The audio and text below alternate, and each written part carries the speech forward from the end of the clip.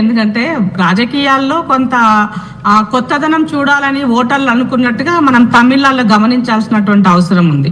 ఎందుకనంటే తను కొత్తగా అప్పుడే రాజకీయాల్లోకి అనుభవం లేనటువంటి వ్యక్తి ఒక పార్టీ పెట్టి ఒక సెక్యులర్ లౌకికవాదం వైపుకి తను ఈ సమాజాన్ని తీసుకెళ్ళాలనుకున్నప్పుడు కొత్త ఓటర్స్, యంగ్స్టర్స్, మహిళలు పెద్ద ఎత్తున తన వైపు అట్రాక్ట్ అయ్యేట్టుగా మనం చూడాల్సిన అవసరం ఉంది. రెండవది ఏంటి అని అంటే మూస పద్ధతి రాజకీయాలకైనా కుటుంబ రాజకీయాలకైనా కొంత ప్రజలు ఒక భిన్నమైన రిజల్ట్ గా చెప్పినట్టుగా మనం ఇక్కడ గమనించాల్సినటువంటి అవసరం ఉంది.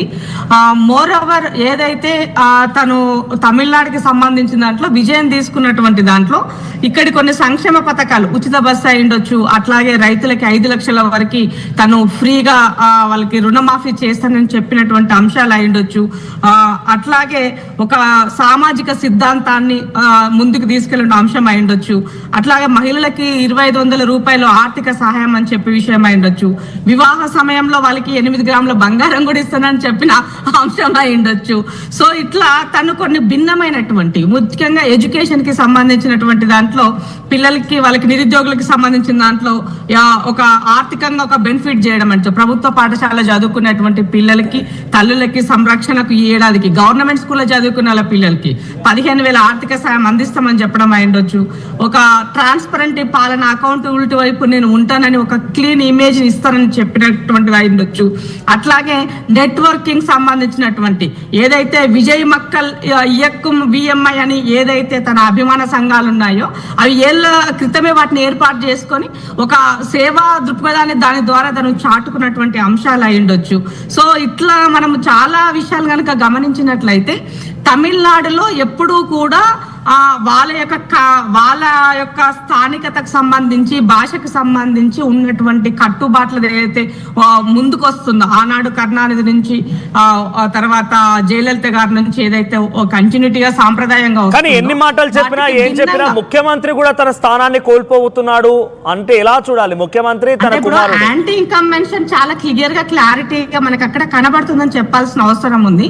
సో ఇక్కడ కాంగ్రెస్ డిఎంకేతో కలిసి పనిచేసినప్పటికీ కూడా కొన్ని విషయాల్లో సంక్షేమ పథకాలకి సంబంధించి స్టాలిన్ గారు తన డెవలప్మెంట్ చేశారు. చాలా అంశాల్లో ఒక సానుకూలత ఉన్నది. ఒక బీసీగా తను ఆ సామాజిక కోణాన్ని కూడా తను డెవలప్ చేశారు.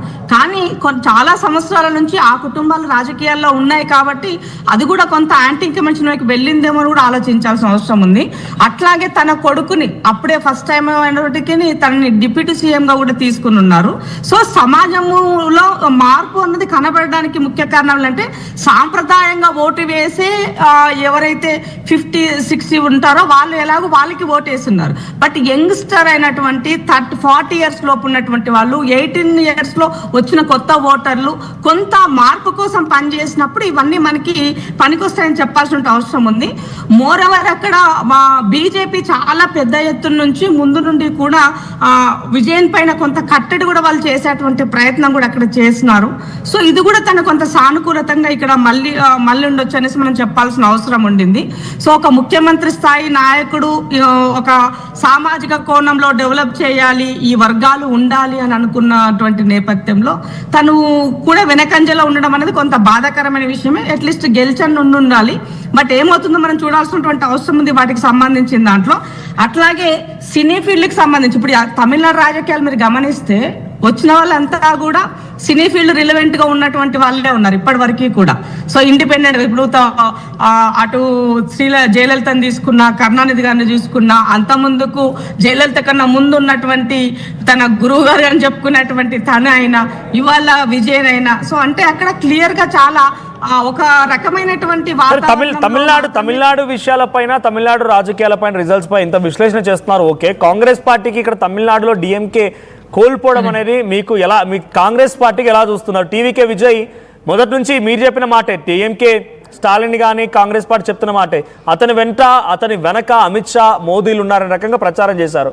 ఆ వ్యక్తి ఇప్పుడు మీకు సహకరిస్తాడా? బీజేపీ వైపుగా వెళ్తాడు కానీ. సో మీకు ఇది ఒక బిగ్గెస్ట్ లాస్ అని చెప్పాలి. సౌత్ ఇండియాలో కూడా చిన్నగా మెల్లగా తమ అనుకూలస్తులతోనో తమకు సంబంధించిన సపోర్టర్స్తోనో బీజేపీ ఎంట్రీ ఇచ్చింది కదా. తమిళనాడులో కూడా ఎక్కడైతే ప్రజలు అలౌ చేయరో ఆ చోట మీరంటున్న మాట నిజమైతే టీవీకే విజయ్ రూపంలో బీజేపీ ఎంట్రీ ఇచ్చింది అనుకుంటుందా కాంగ్రెస్ పార్టీ?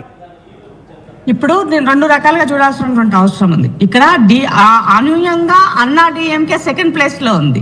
అసలు దాన్ని ఊసే ఎక్కడ లేదు. సో కాబట్టి ఇవన్నీ కూడా ఇప్పుడే మాట్లాడితే వేగ్గా ఉంటదేమో, నేను అదేం మాట్లాడట్లేదు. కొంచెం మనం వేచి చూసి కొంత విశ్లేషణ తర్వాత ఆ లైన్ మాట్లాడితే బాగుంటుందనే ఉద్దేశంతో ఆగున్నాను. ఇక్కడ భారతీయ జనతా పార్టీ చాలా క్లారిటీగా దక్షిణ రాష్ట్రాలకు సంబంధించినటువంటి దాంట్లో ఇవాళ ఈ రాష్ట్రం నుంచి ముఖ్యమంత్రి రేవంత్ రెడ్డి గారు అలాగే స్టాలిన్ గారు చాలా స్ట్రాంగ్ గా బలంగా వాళ్ళు మొన్న దొడ్డిదారిన తీసుకురావాలనుకున్నటువంటి డీలిమిటేషన్ దానికి సంబంధించి మహిళా బిల్లు పేరు పెట్టేసి చేసినటువంటి కుట్రని పసిగట్టి వీళ్ళు గట్టిగా నిగదీశారు. కాబట్టి ఆ బిల్లు అనేది వీగిపోయింది అక్కడ దాంట్లో. సో వాళ్ళు చేయలేకపోయినారు. కాబట్టి చాలా సీరియస్ గా ఒక సందర్భంలో బీజేపీ విజయంతో కలిసి పొత్తులో వెళ్ళాలని కూడా ఆలోచన వాళ్ళు చేసి ఉన్నారు. అది కలిసిపోవడం వల్ల విజయ్ నష్టపోతా అని గ్రహించి విజయ్ కలవకపోవడం అనేది మనం చూడాల్సిన అవసరం ఉంది. సో అల్టిమేట్ గా భారతీయ జనతా పార్టీకి ఎప్పుడైనా